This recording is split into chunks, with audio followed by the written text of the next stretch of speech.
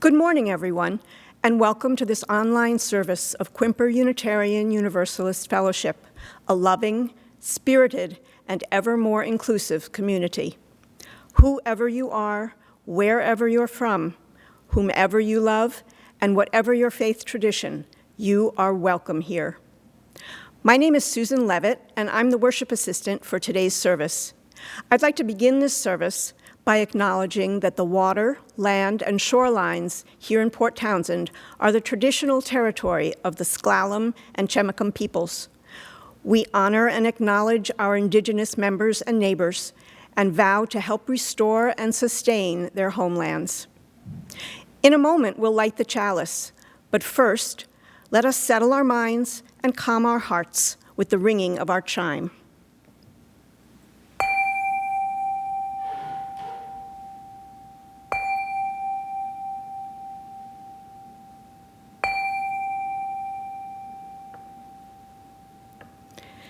It is good to be together.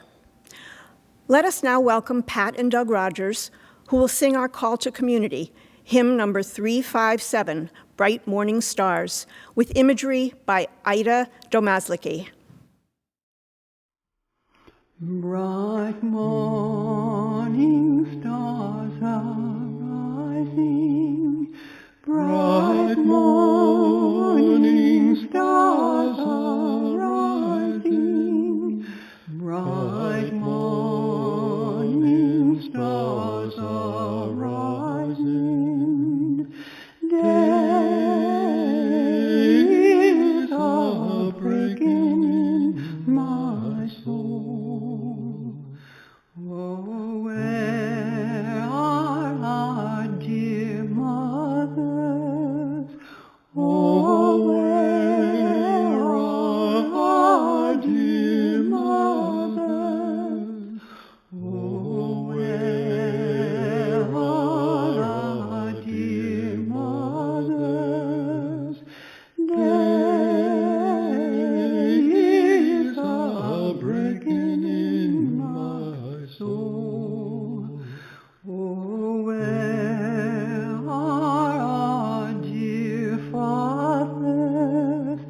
Oh, where are our dear fathers? Oh, where are our dear fathers? Days are breaking in my soul. Some have gone to heaven shouting. Some have gone to heaven shouting. Some have gone to heaven shouting. Days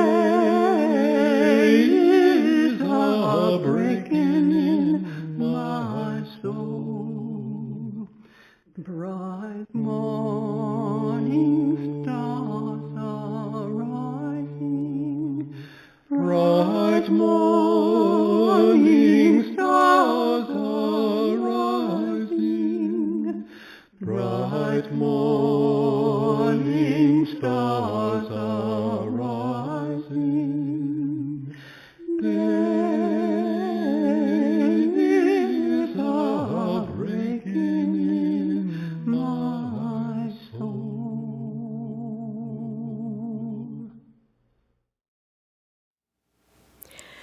Thank you, Pat, Doug, and Ida.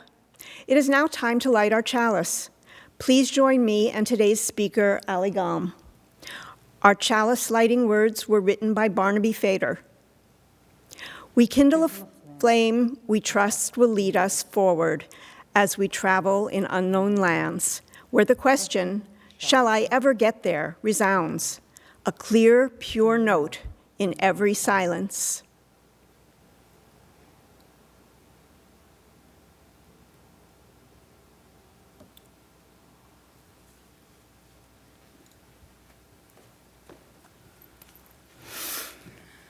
Our opening words are by Matthew Johnson. For 5,000 years or more than 15,000 generations, human beings have been invoking spiritual power. My predecessors and yours have gathered together to make sense of their lives and their place in the cosmos. And they have spoken aloud and invited what they conceived as sacred and powerful to be with them. They sang songs, they learned from their grandparents and moved in the appointed ways or in ways that were new but felt like the right thing to do. Every group of people everywhere, they gathered to make sense of their lives and to make sense of their place in the cosmos, as do we. Yes, we gather this morning to make sense of ourselves and this universe in which we live as best we are able. And we call ourselves to gather together, and we invoke the power and wonder of life itself. We invoke that power which is, we know, always around, always with us, but which we sometimes forget about. We forget that we are part of the whole of creation. We forget that we are stardust. We forget that we are capable of miracles, first among them, that we can love.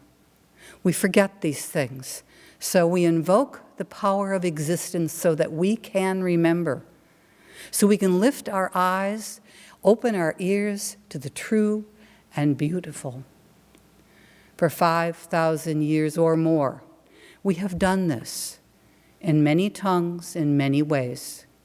We have done this. And so we continue that ancient tradition in our way and in our time. And so let us now ponder these questions together.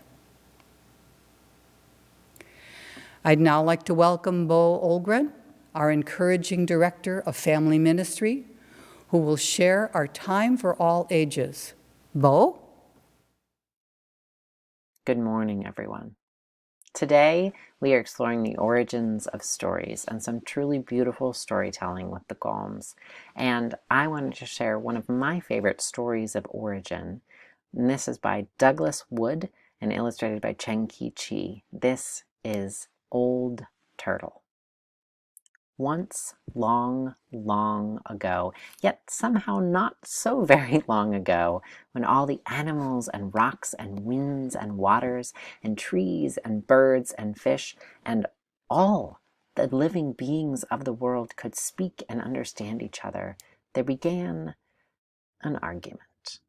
It began softly at first, quiet as the first breeze that whispered, "He is a wind who is never still."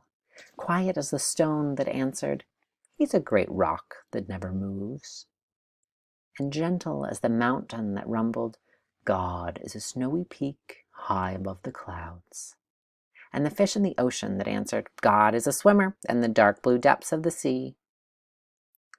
"No," said the star, "God is a twinkling and shining far, far away." "No," replied the ant, "God is a sound and smell and a feeling who is very, very close."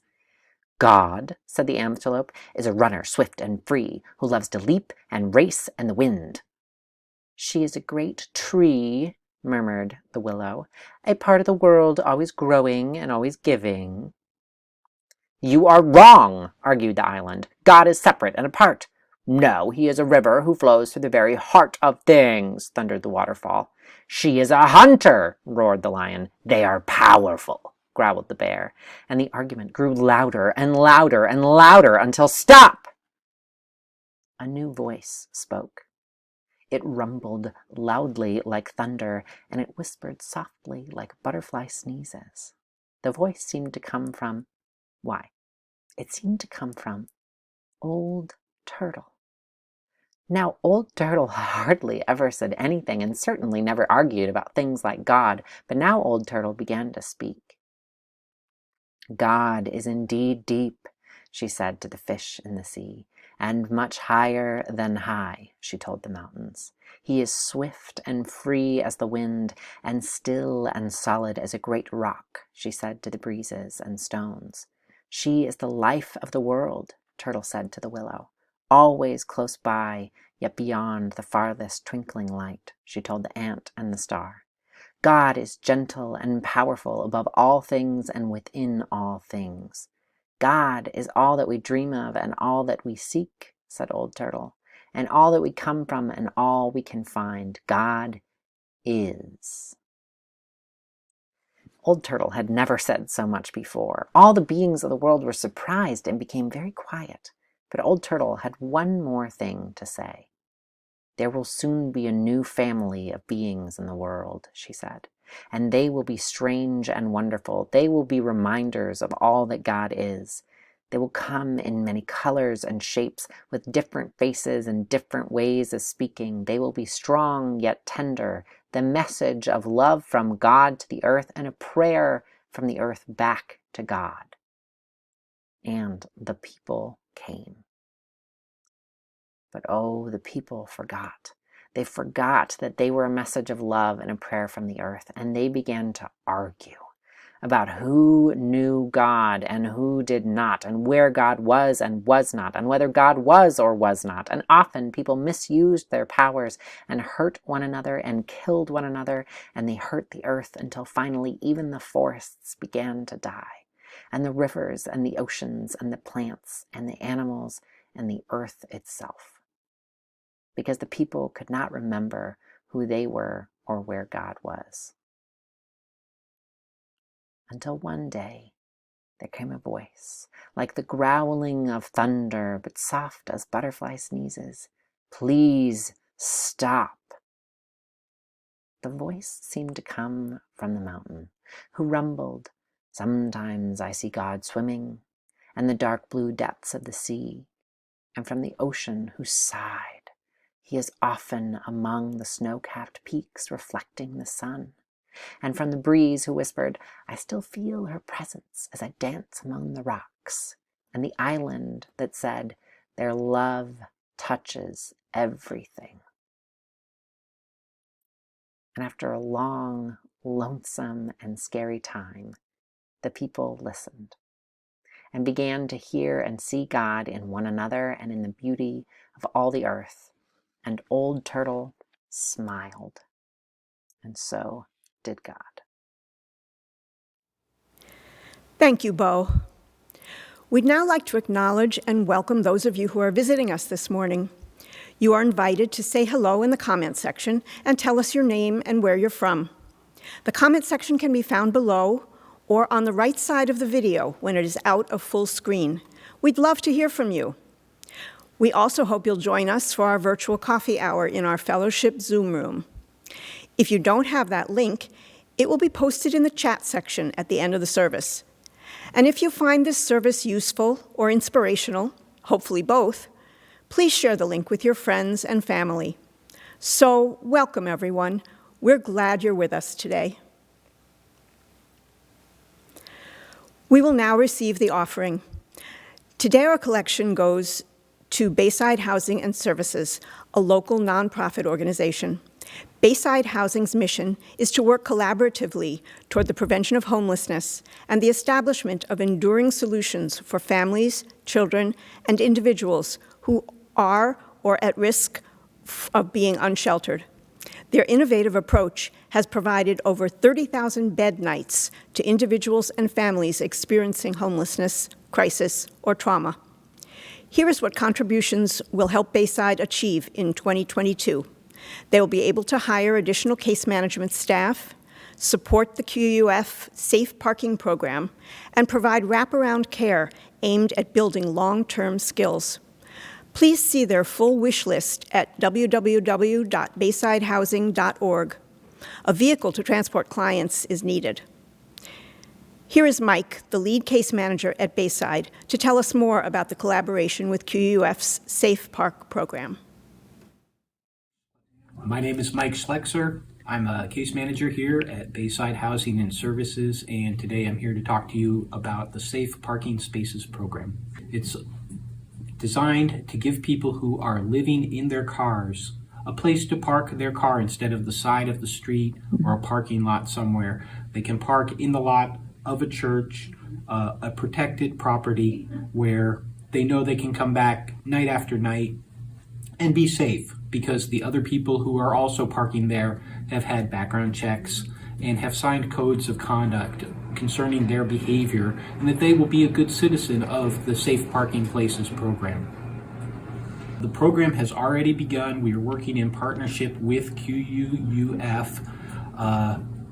We are assisting them with the code of conduct and with screening of their potential clients in the safe parking program by doing criminal background checks on them. And we're also assisting them by consulting with case management services. Okay. If you'd like to donate today, you have 3 options. Text the amount you'd like to give to the number now showing at the bottom of the screen. Go to our website, quuuf.org, and click on the giving link, or simply mail a check to QUUF. Just remember to put Bayside in the memo line.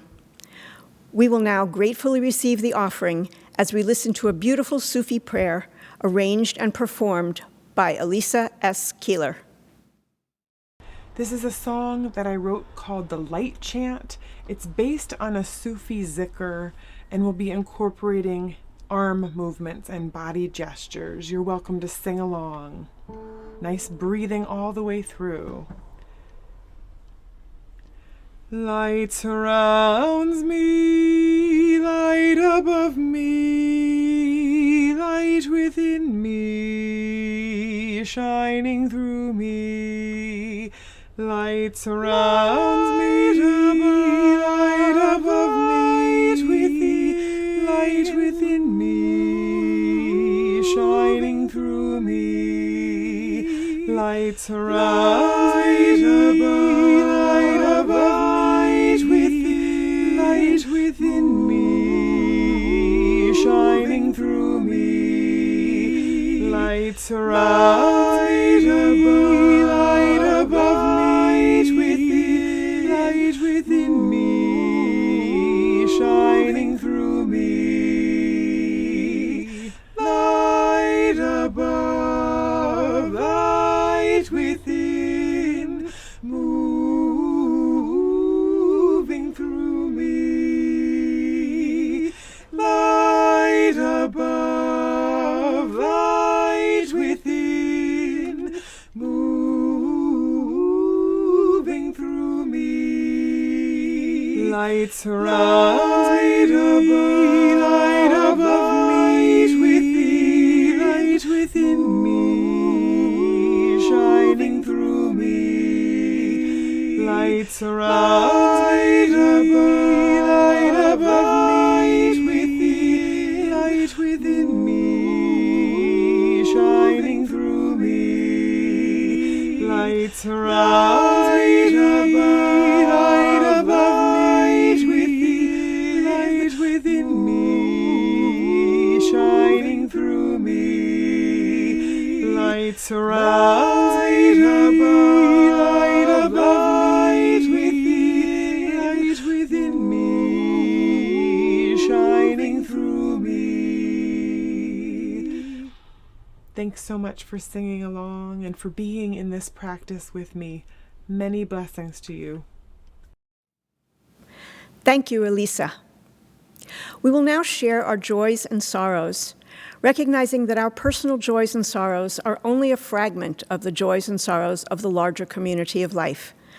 And thus, we place this first stone, thinking in particular of all those who suffered loss in the devastating volcanic eruption and subsequent tsunami in Tonga.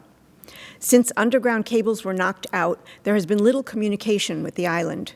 May world governments work to bring food, water, and medical care to the people of Tonga. And now, within our congregation, we light this first candle in honor of Grace Coda, who passed away on January 9th. She was 86 years old and had been in declining health for some time. Grace will be sorely missed by those who knew her.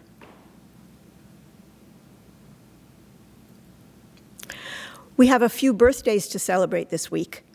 The first candle is for Carrie Andrews, who celebrated her birthday on January 14th. Happy birthday, Carrie.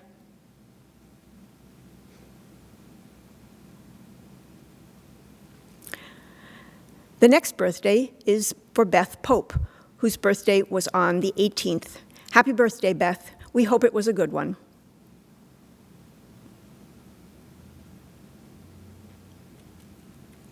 And this next one is for member Mo Wolf, whose 18th birthday was on the 19th. Happiest birthday to you, Mo.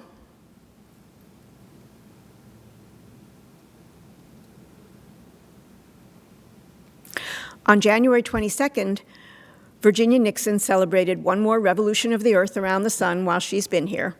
Happy birthday, Virginia. Virginia will be leaving soon to spend time with her brother in Indiana, who's going blind, to help him move to a new home.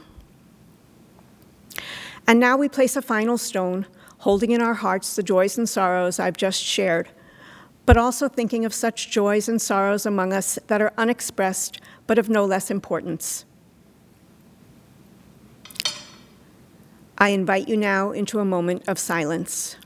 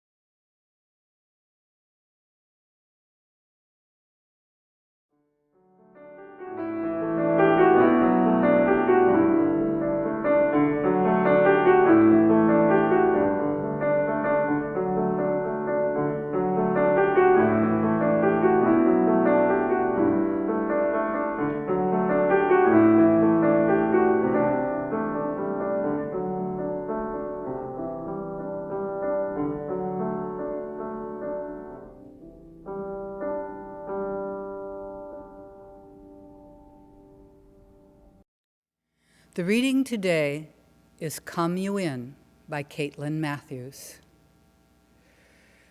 Come you in and sit you down. What you lost shall here be found. Bowl and cup shall slake your lack.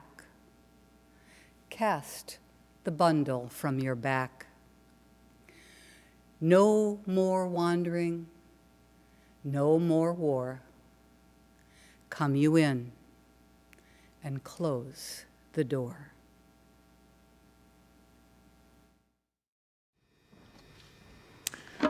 Out beyond ideas, there is a field. There is a field. I will meet you there. Out beyond ideas, there is a field.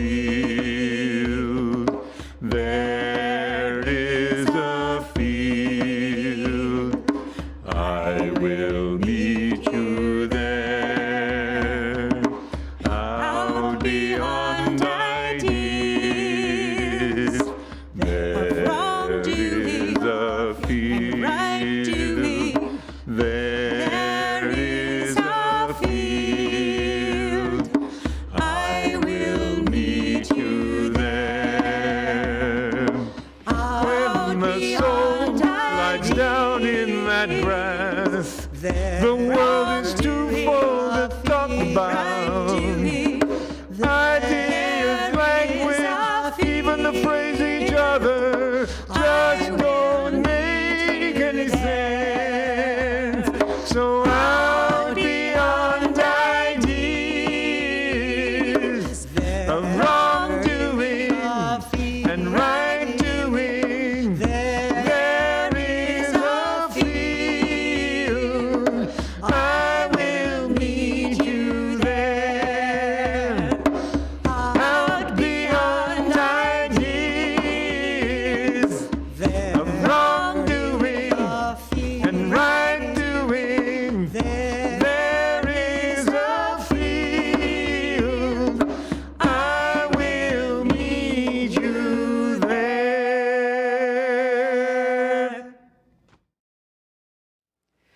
We can only begin where we are, not in some idealized, made-up world.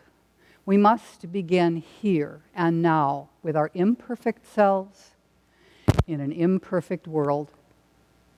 If we are to change, we won't do it with old stories that support the old status quo that is outdated. We need to listen to stories that are inclusive and holding us all and showing us how to eliminate unnecessary suffering.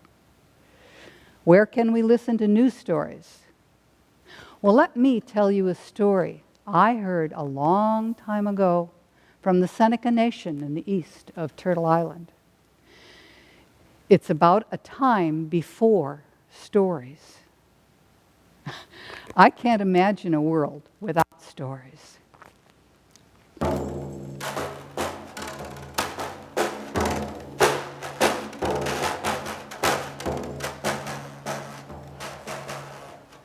A long, long, long time ago, before stories even existed, there was a small Seneca nation in the east of Turtle Island. And they lived, they survived quite well. They made their food, they fished, they hunted, they made clothes, they cooked, they talked with each other. But most of their talking was reporting. I went to the stream, I got 3 fish, and here they are. There was no animation. There was no excitement. It was just facts. And one day, a young man, a very strong, very bright young man, went hunting, as he did often. He was a good hunter, and he always brought things back to his village to help feed everyone. And he was quite proud of that. And so he would look for new places to go, and he went in a place he'd never been before. And he found quail in abundance. So he took some quail, and he was bringing them home to the village, but it was a long way. And he saw this huge rock. He'd never seen it before. And he went and he figured, well, you know, it's a long way home yet. I'm going to sit down and rest by this rock. So he put his quail on the ground and he sat down, his back up against the rock. And he's about to take a little nap.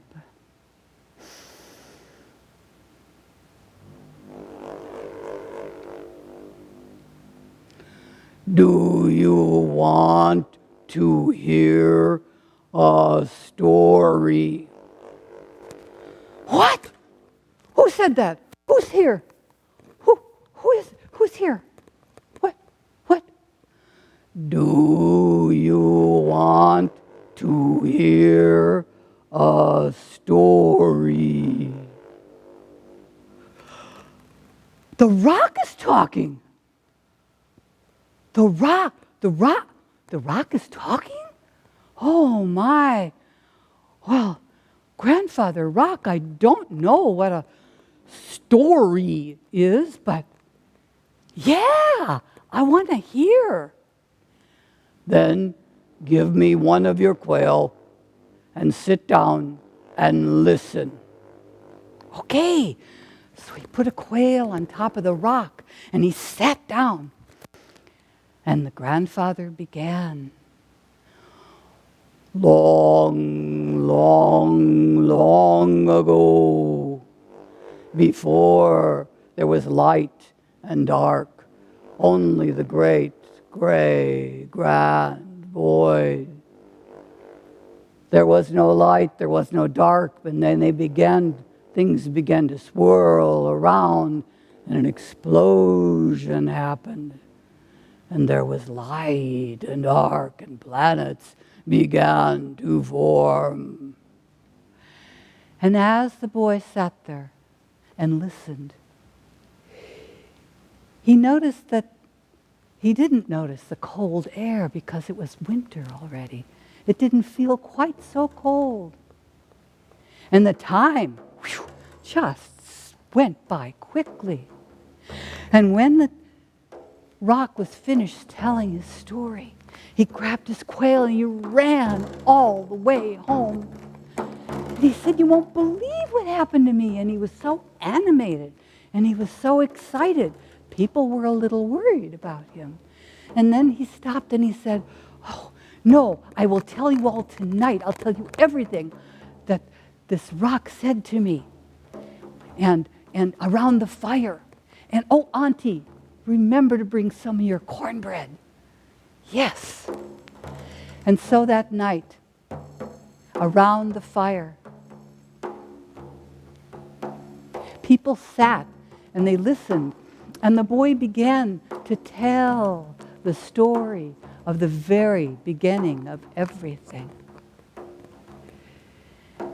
And the people listened, and they too noticed that it didn't feel quite so cold, and the dark didn't feel quite so heavy. And so the boy, all that winter, he would go out hunting, and every once in a while he would come back and he would sit at the grandfather rock, and he'd sit down and he'd place his game upon top of the rock, and he'd sit and he'd say, "Grandfather, tell me a story." And the grandfather would, "A long, long time ago, when the animals came and the trees were here and they lived each with each other and they could talk with each other." And he began to tell him how the animals lived their lives and the trees lived theirs, and it was just wonderful. And there were stories about when the people came and how the people interacted with the animals. And then finally one day, when the days, just like now, started to get just a little longer, and the air got a little bit warmer, he went out fishing and he brought his fish, and he took a fish and put it on top of the rock, and he sat down and he said, "Grandfather, tell me a story." And it was silent. There wasn't a sound. "Grandfather, tell me a story." "I have told you all of my stories. Now they are yours. Yours to share with your people, with strangers. They are yours to share with your children and your grandchildren.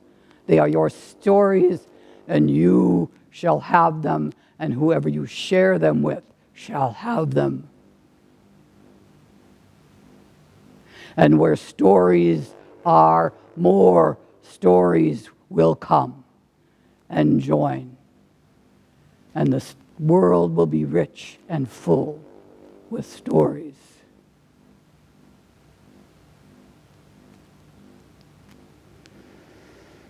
And so the boy went home and told the stories. And the village was just full of life. It was more than surviving now. Now they were thriving. Their patterns in their weaving of their cloth changed. The food, the flavors were better and sharper. They talked with each other. When they dreamt in color. They had never dreamt in these vivid colors and with these vivid stories before. So everything was changed, and that village was a happier, more prosperous place. Aho. So, this is the time when we ask the folks, did you learn anything? Did you hear anything new in that story? Did you remember something that would be helpful for you? So, I ask you now to go and listen to the trees and the rocks and the sea and the sky and the animals and the birds. And remember, when you hear those stories, remember to support them with a bit of your best cornbread. So since stories are essential to how we learn and can also be great fun, how about another story? Would you like to hear another story? Okay. As the days are getting a little longer, it's getting closer to spring, I thought we would tell you a spring story. But this story is going to teach you something as well, and I can even tell you what it is. It is why butterflies don't fly straight. I mean, you've seen butterflies. They're all over the place. They don't not like a bee or a bird or a fly. So let's find out why.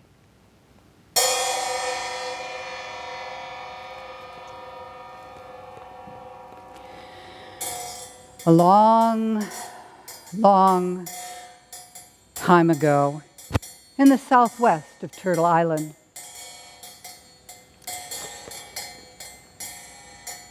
Coyote was sleeping in front of his home. And we all know Coyote is a trickster. We know he tries to get things for something for nothing. He's trying to get somebody else to do his work. He's always trying to trick somebody or something into doing something. Well, this story is going to tell about how the trickster got tricked. So there's Coyote sleeping.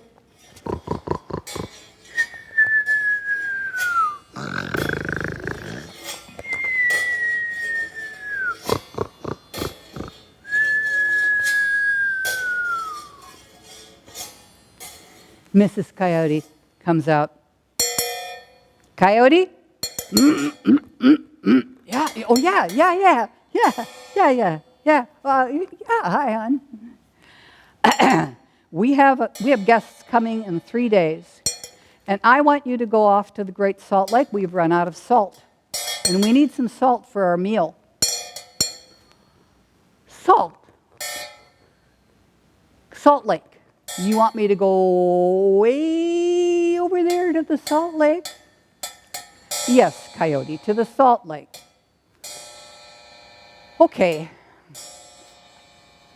Yeah, sure. Oh, sure, I can do that. Yeah, I got my salt bag right here. There it is, yeah. You have 3 days. Oh, piece of cake. Yeah, well, it's getting a little late in the morning. I guess I could go. All right. Oh, I don't want to go over the hill. It's too hard. Oh, hi there. Hi, Bo. How you doing, dear? Yeah. Yeah, it's been a long time. Yeah. Okay, all right, great. Yeah. I got to go to Salt Lake. Oh, hi, Raccoon. What's up with you today? Yes. Yeah, okay, that's great. Yeah, okay, all right.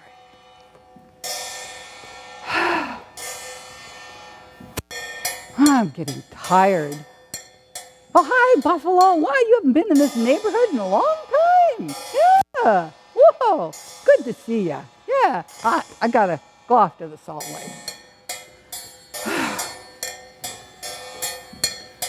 I'm tired. I got plenty of time. I'm going to take a nap.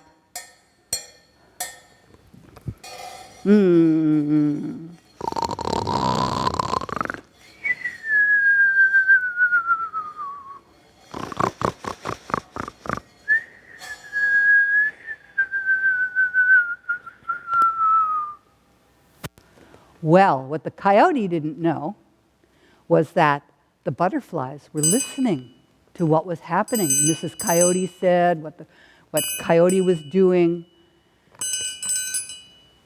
Look at that coyote! He's being naughty! He's supposed to be getting salt! And he's sleeping! Ha! I have an idea! Let's play a trick on the coyote! Come on, all of you, all of my friends and cousins, come on! So all the butterflies flew down onto Coyote. Each grabbed a few hairs and lifted him up in the air and flew him all the way back home and dropped him right down in front of his house.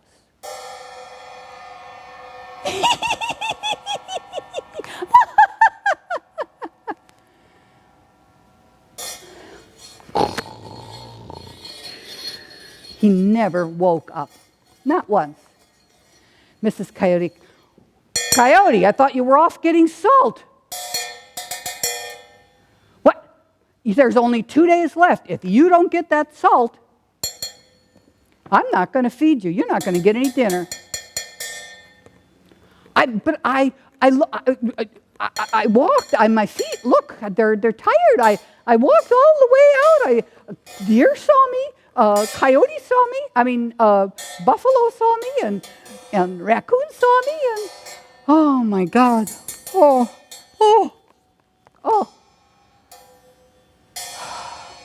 Okay, so the next morning, Coyote woke up, and it was earlier in the morning, and salt bag tied. Okay, I'm going to go. I'm not going to talk to anybody. Well, hi, yeah, I can't stop. I got to go get the salt. It's a long way. And he didn't stop, and he didn't talk to anybody, but he got farther than he got the other day. And I got plenty of time. I'm tired. I'm going to take a nap. Oh.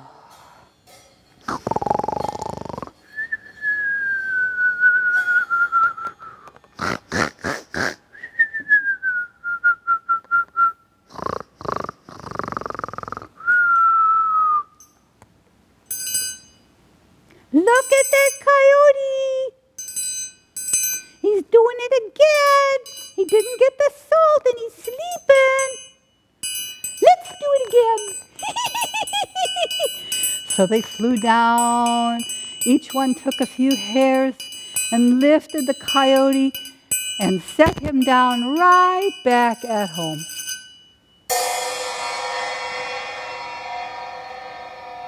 And he never woke up. Mrs. Coyote came out. I can't believe this. You promised you were going out to get the salt. What are you doing here? 1 day. You've got 1 day. I did.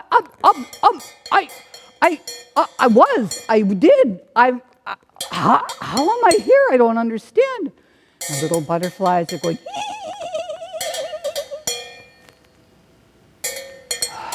So the next morning before the sun rose, Coyote got up and he goes, okay, I'm going to go straight. I'm going to go over the hill and I'll get to the salt lake. Got my salt bag tied on and I'm off.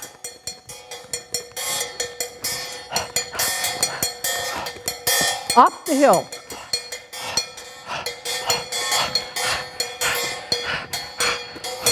Down the hill.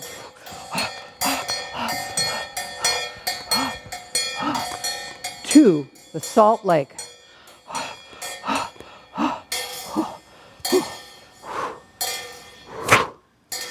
All right, let's get this salt. So, salt in the bag. Oh, look at that. Yeah. Almost full. All right. There we go. Hey, I made great time. All right, so I've got time for a nap. So he laid the salt bag down, and he laid down.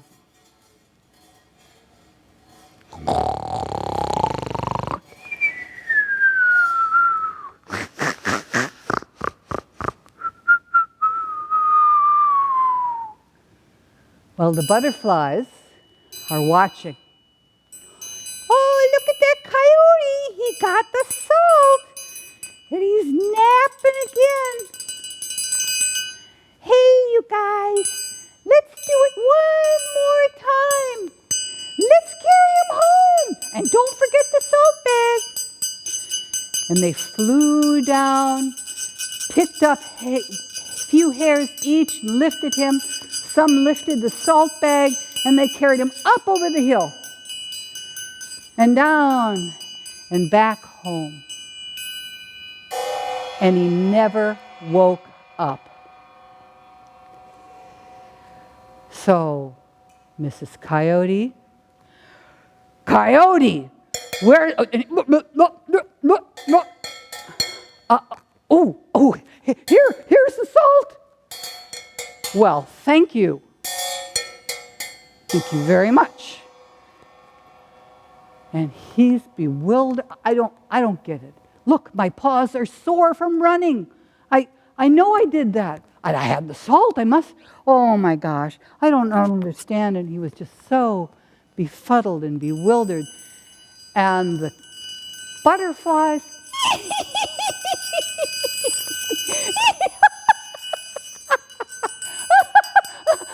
Did you see his face? Oh, that silly coyote. We tricked the trickster. And that's why butterflies never fly straight, because they keep remembering the trick they played on Coyote, and they're laughing all of the time.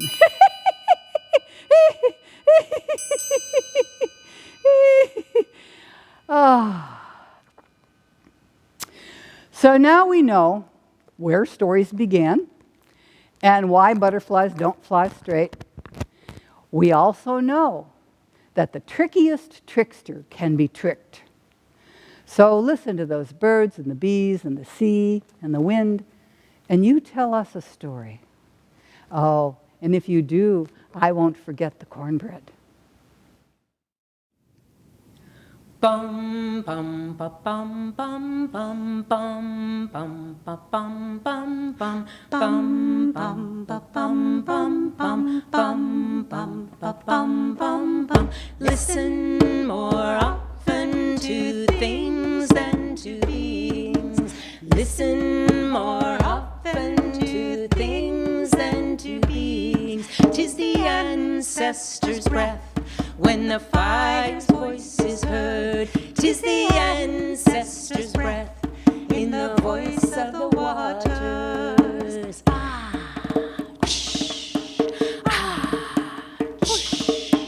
Those who have died have never, never left. The dead are not under the earth.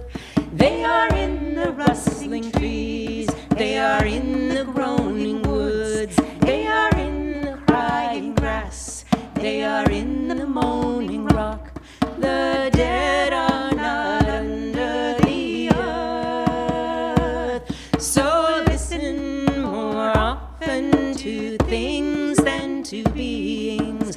Listen more often to things than to beings. 'Tis the ancestors' breath when the fire's voice is heard. 'Tis the ancestors' breath in the voice of the waters.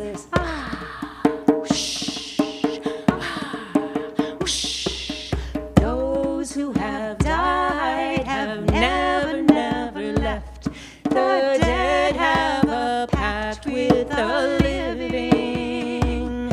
They are in the woman's breast. They are in the wailing child. They are with us in the home. They are with us in the crowd. The dead have a pact with the living. So listen more often to things than to beings. Listen more often to things than to beings. 'Tis the ancestors' breath when the fire's voice is heard. 'Tis the ancestors' breath in the voice of the waters. 'Tis the ancestors' breath when the fire's voice is heard. 'Tis the ancestors' breath in the voice of the waters. Ah, whoosh, ah, whoosh, ah, whoosh, ah, whoosh. It's almost time to extinguish our chalice. But first, let me remind you that Lori Riley will be leading our service next week. The sermon title is To Boldly Go Where Unitarians Have Gone Before. And she will be discussing the many ways in which UU Gene Roddenberry influenced modern culture. I hope you can join us. Now, please join me in our chalice extinguishing words. We extinguish our flame, but not the light of truth, the warmth of community, the fire of commitment, or the power of transformation. These we carry in our hearts until we are together again.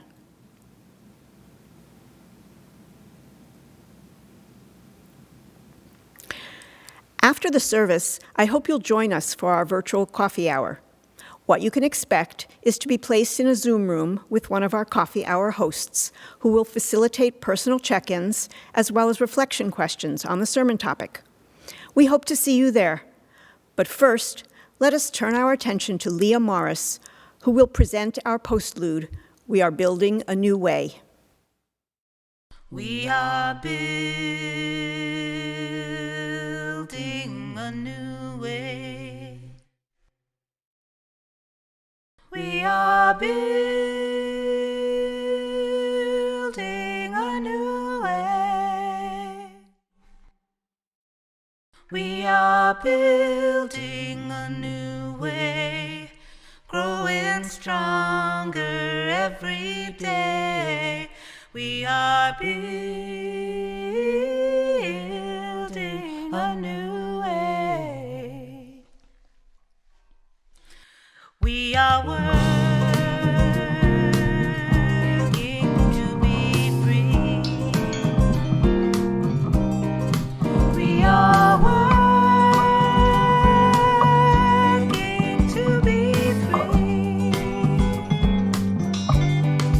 We are working to be free of hate and greed and tyranny. We are working to be free. Peace and